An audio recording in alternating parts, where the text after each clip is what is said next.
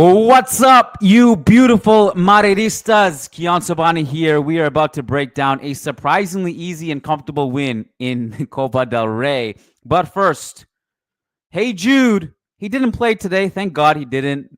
We want him to rest. We don't need him to play in this game. But as you can see on this t-shirt of mine, my favorite t-shirt right now, Hey Jude, designed by our very own Finn, my favorite shirt that he's designed so far. This is on sale only until February 1st, and then will disappear forever. The link is in the chat. The link is in the show notes. Go get it. Let's break this down. Real Madrid 5, Deportivo Minera 0. I'll be back in about 25 seconds after this intro. Nice article in the Managing Madrid blog. Wonderful lads that do a great job there. And worth reading about that man there. Karim Benzema needs to rest, and the numbers reveal why. Times ended up almost looking like a 6-3-1. Some very good writing about that on the Managing Madrid website. First-rate podcast as well. Of course, Pere Valverde was a huge part of the equation.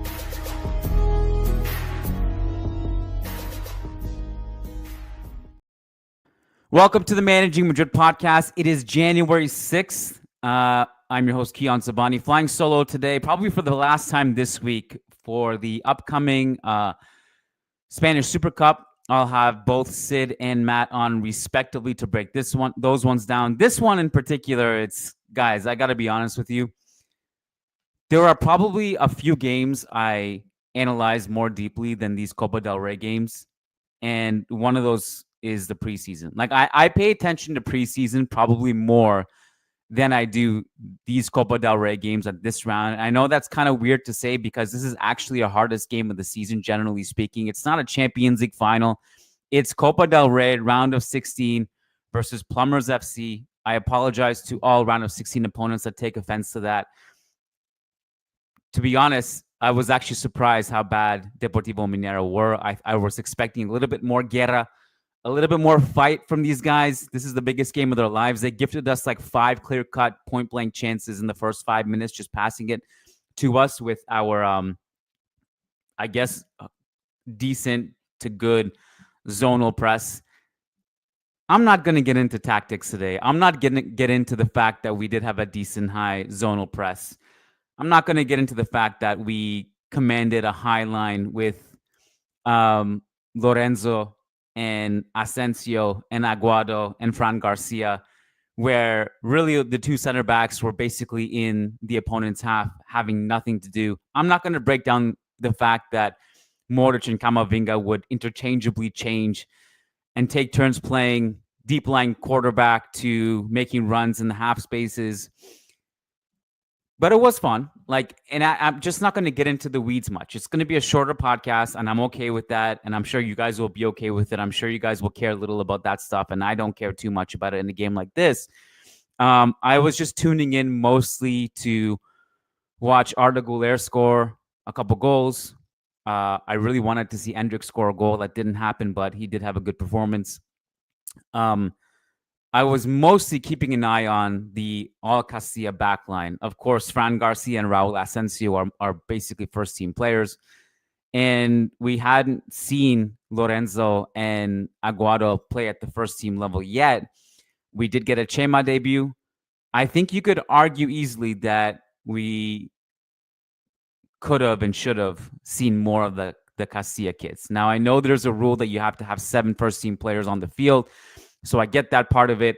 I'm not sure it entirely called for Vinny and Mbappe to come on when it was 4-0. And mind you, it didn't really make a difference. It's not like we took advantage of that and made it 8-0. We did all of our damage up until that point. I suppose some of it was to appease the home crowd, which no doubt in games like this, a lot of those guys are going to be Madridistas in the stands, just getting in there to see their beloved team play. But I guess it was a nice treat for them. The Castilla Corner crew on Twitter, Ridium, and I think Sam was tweeting away on the Managing Madrid account, or one of them or both of them were talking about the fact that why didn't we see Jesus Fortea in a game like this? It would have been cool to at least have him in the squad. Why didn't we get Gonzalo Garcia, who is arguably one of the most deserving, if not the most deserving, Castilla kids to actually earn minutes at this level, and we didn't see him at all. So those are just little bones to pick. Obviously not entirely consequential. The reality is that we probably won't see any of these kids again this season, apart from Asencio, obviously, who is basically, first choice center back off the bench. But we're not going to see Aguado or Lorenzo or Chema, etc. again. And that's the reality of it. By the way, this is kind of a monumental moment for Arda Güler because this was the game, this stage last season where he made his debut, right? He appeared in the Copa del Rey round of 16, had a very good performance, and that was kind of the start of seeing Arda Güler in a Real Madrid shirt. So fitting, bringing it back this season and scoring a couple goals. I think he had like 5 key passes. The stats in this game were just off the charts. This is hilarious. So I'm going to share my screen for a second here if you're on YouTube. SofaScore has this really cool thing that I really like checking after each game. It is attacking momentum. So it basically just shows which team had momentum in different phases of the game, and it shows you the full 1 to 90. This is Real Madrid, the blue one. At no point in this game were they threatened. I think around here or here, I don't know which one of these in the first half, one of these green lines, it's basically a dot, not a line. That was when we gave the ball away and they tried to score from half and it went just wide. And then this one here, I think, was another giveaway we had, and the shot was right at Luna. But look at this. It was just pure domination. Let's see if we can get this shot chart. Apologies for the Oreo churros ad that's on your screen. I don't control that. I don't know. That's a SofaScore thing. And obviously my algorithm is showing me Oreo churros ads. So it must know something about me. But look at this. 16 big chances to 0. 66% possession, 33 shots to 4. The Deportivo Minera goalkeeper had 17 saves. I would not be surprised if all 17 of those were on poor Endrick, because every time Endrick got in a good goal-scoring position, the goalkeeper turned into Lev Yashin just to make sure Endrick does not get on the score sheet. 9 corner kicks to 0, 692 passes to 349. And the shot chart is pretty telling too. This is just 100 billion dots in the opponent's box. 2025, guys, off to a very strange start. We had Fede Valverde score in the box today. We had a comfortable 5-0 win in what is typically the hardest game on the schedule every year. And we had a win in Mestalla. So when do any of those three things happen, let alone happen within a span of a week? I do have a super chat. I'll bring that in. Willard says Arda should be a direct sub to Jude, and Endrick should be a direct Rodrigo sub. He seems to play better on the wings. I don't have super strong opinions on this. I think, having de facto replacements for each position sometimes can be tricky because different game states require different profiles. But I understand your general point, Willard. Endrick is really interesting because when you watch him play, he's so unorthodox with a lot of the stuff he does. He dribbles in a way that I don't know if I've really seen before. He takes a very heavy touch past his man sometimes, and it's intentional. It's not unintentional.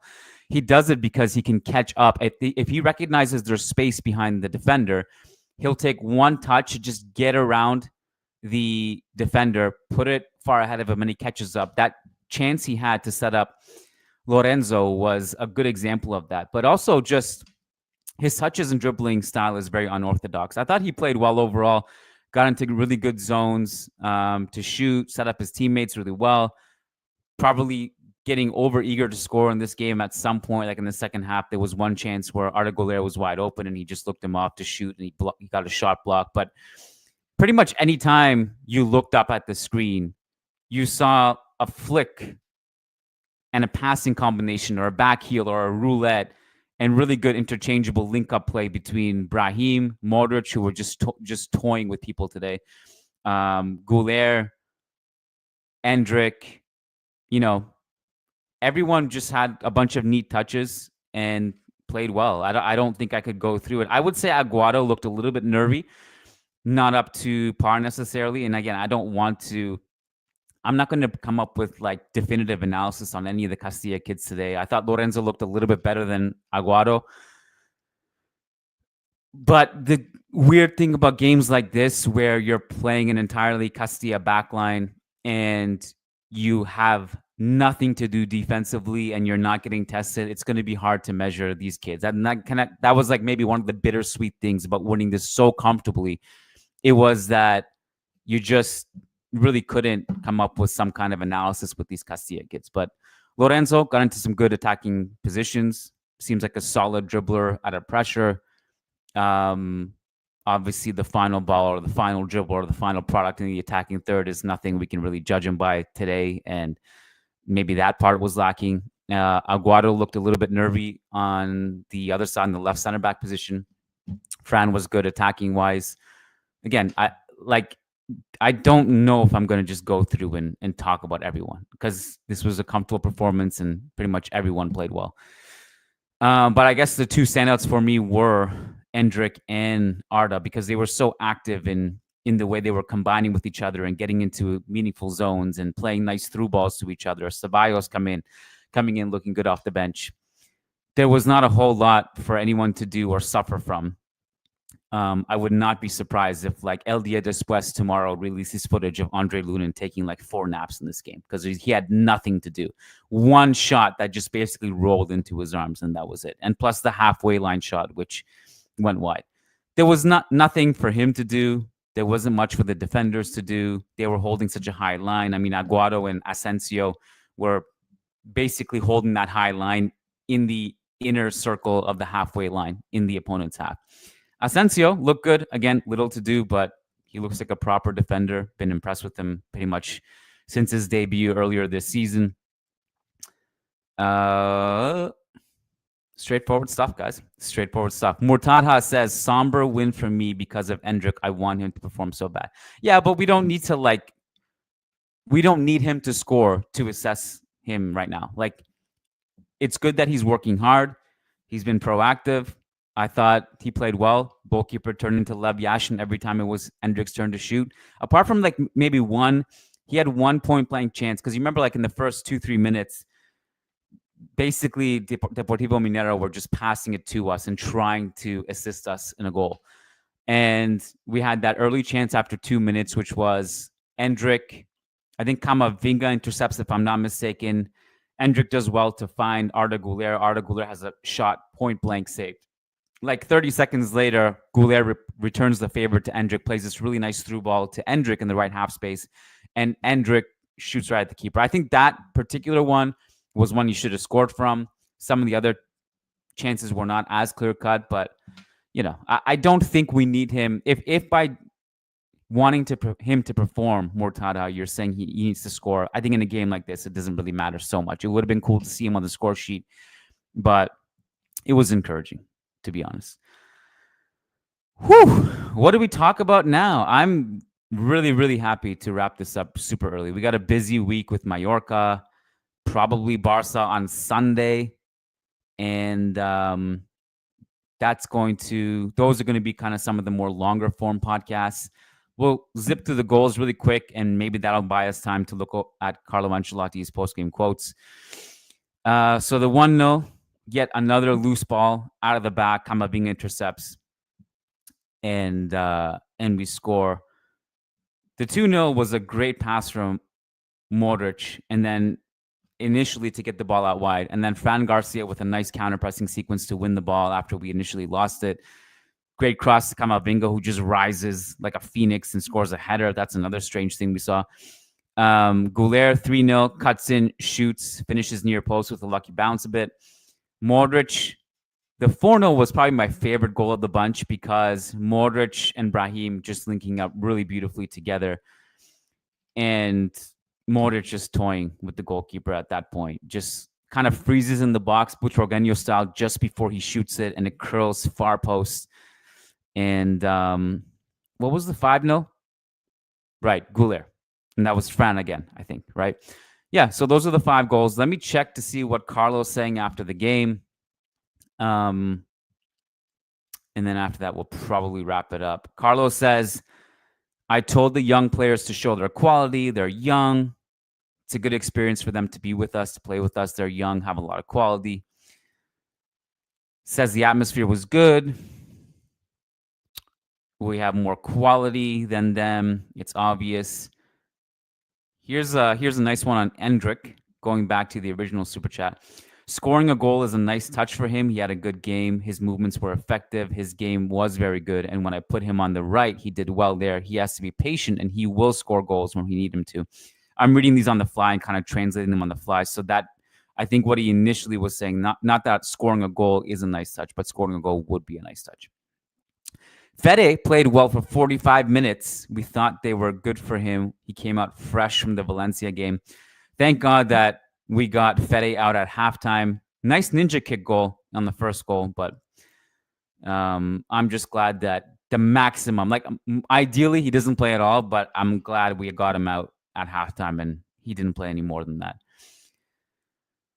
Question about Jesus Vallejo. Will he leave the team? Carlos says it's his decision. He wasn't available for this match. He had a small discomfort and it was better not to risk him. Well, thank God we did not risk Jesus Vallejo for anything, guys. Modric is a gift for football, and even more so for those who can enjoy him up close, the fans, the players, the coach. For me, it's a great gift. The way he prepares for these kinds of matches as if it were a final, he's a very important example for our youngsters. And finally, on Vinicius, he doesn't need any affection. He's given us the opportunity to win 2 Champions League titles. He's one of the best in the world. He has the affection of all the people at Real Madrid, and that's why he's playing so well. 5-0, a comfortable win. There's not much else to say. Would have been cool to see Jesus Fortea or Gonzalo Garcia, but we didn't. How much does it matter for the grand scheme of the season where we're not going to see any of these kids again? Probably not that much. And we got a big week coming. Mallorca, if we win that game, probably Barca on Sunday. We'll see you guys then. And as always, for lots of exclusive content, including the weekly mailbag, which is coming up for our members, plus the Barca post-game show. If we play the final on Sunday, that is going to be the one game behind a paywall, because once a month, the most important game of the month, we do it only for members. So if you want access to that, patreon.com/Managing Madrid, or if you do not have Patreon in your country, simply hit join underneath this video on YouTube or go to the YouTube memberships tab on this channel. We thank you for your time. We would like to congratulate you on a big win in Copa del Rey. Doesn't happen that much in this club. Kiyan Sobhani signing off, and peace out, guys. Hala Madrid.